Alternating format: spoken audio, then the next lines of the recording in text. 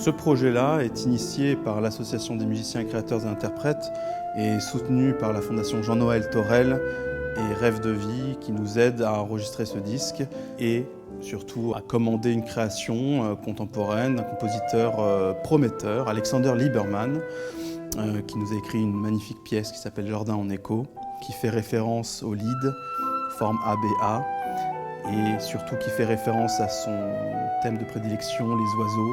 Donc c'est le chant du rouge-gorge, symbole de vie, symbole de bonheur.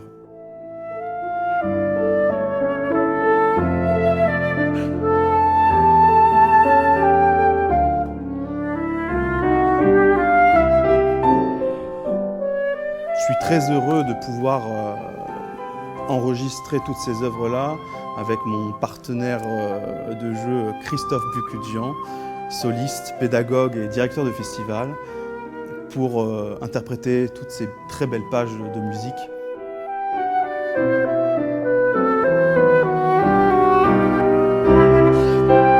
Alors c'est un projet d'enregistrement en musique de chambre avec Virgile Arago, qui est flûtiste soliste de l'Orchestre de Marseille, de l'Opéra de Marseille. Donc c'est un magnifique chambriste et je pense que l'idée de Virgile, c'était vraiment d'avoir un vrai dialogue, un vrai échange avec un pianiste, avec un vrai duo. Bon, les pièces évidemment le méritent, puisqu'il s'agit d'un programme de musique romantique allemande avec une création d'Alexander Liebermann. Là on est mieux, merci Christophe, on est mieux. Oui. Pas plus, pas plus. Je te promets, il n'y a rien d'autre, il n'y a que toi, tu es tenu ici. Et le truc, ça allait mieux ou pas là? Ouais, c'était intéressant. En fait, tu as fait une espèce aussi de léger vibrato qui marchait bien. Mais c'est pour ça donne l'effet un peu plus de densité en fait. Ouais, non, ça marchait, je trouve que ça marchait super bien.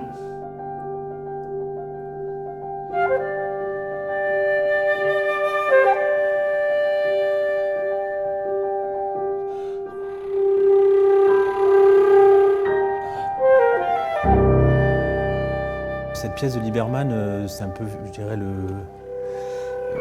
la pièce qui a été inspiratrice aussi du projet.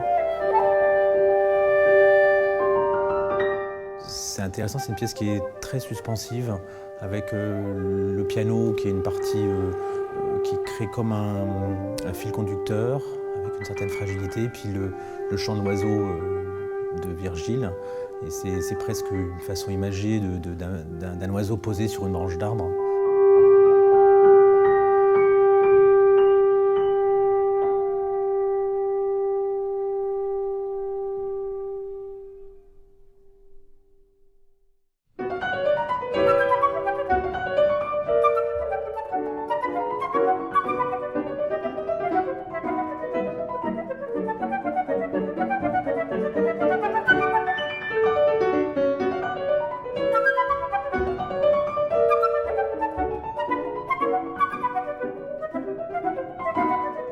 On a aussi la chance de pouvoir enregistrer dans un très beau studio avec Thomas Vintrinier et son studio Sequenza, qui nous permet d'enregistrer dans des conditions vraiment très bonnes et proches finalement de celles de l'époque, un côté un peu salon, pas forcément de grande salle de concert, quelque chose d'intime, donc ça correspond plutôt bien à l'ambiance des pièces que nous allons vous proposer.